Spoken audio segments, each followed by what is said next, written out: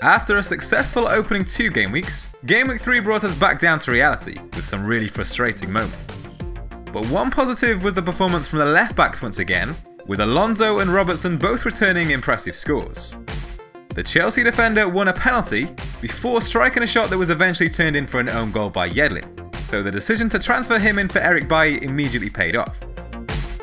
But the other 2 transfers that were made this week didn't work out quite so well, with Henrik Mkhitaryan failing to register points during Arsenal's 3-1 win over West Ham, after he'd replaced Lucas Moura, who went on to score a brace away to Man United.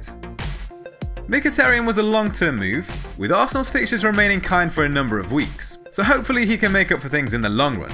But Lucas Moura's positioning was very advanced once again, and he continues to look like a strong differential. After scoring 3 goals in the opening 2 matches, Richarlison lost his cool against Bournemouth in Game Week 3, attempting a headbutt and receiving a red card that will rule him out of home fixtures against Huddersfield and West Ham.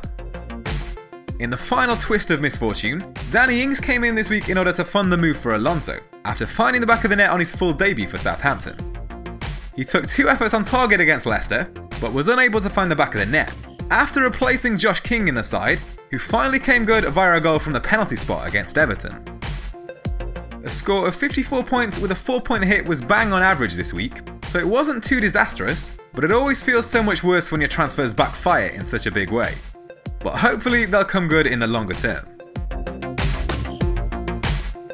Following Richarlison's sending off and subsequent suspension, Theo Walcott comes in for Game Week 4 in a like-for-like replacement.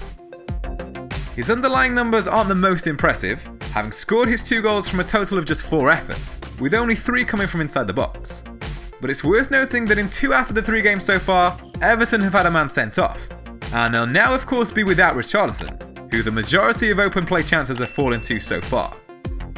Here's how the team looks after making that change. It's Lucas Fabianski's turn to start between the sticks, as West Ham welcome Wolves in Game Week 4, while the alternative option in Ben Foster is up against Spurs. Wolves impressed against Man City last weekend, particularly with their defensive stability, but they've produced a total of just 8 shots on target this season. Only Cardiff, Brighton and Huddersfield have managed less. The back 3 will be unchanged after their impressive performances and ahead of their kind fixtures, where Alonso and Mendy will welcome Bournemouth and Newcastle respectively, while Robertson travels away to Leicester. 8 efforts from inside the box by Sadio Mane is beaten by only Mo Salah amongst midfielders. The Egypt international has taken a league high total of 16 goal attempts, 6 of which have hit the target, which is joint top amongst midfielders, matched by only Dele Alli. Henrik Mkhitaryan faces a Cardiff side that have kept clean sheets in their last 2 matches, against Huddersfield and Newcastle, but Arsenal will be hopeful of ending that run, having displayed an attacking style of football in their opening games, against Man City, Chelsea and West Ham. Their total of 19 efforts on target can be beaten by only Fulham, Liverpool, Spurs and Man City, while only Liverpool, Man City, Bournemouth and Spurs have registered more big chances than Arsenal so far. Wilfried Zaha has 7 goals in his last 9 league matches and faces a Southampton side that have conceded 4 times over the last 2 games, losing on both occasions. There's the option of playing Aaron Wan-Bissaka ahead of Danny Ings this week, with the Crystal Palace right back returning from suspension to face Southampton.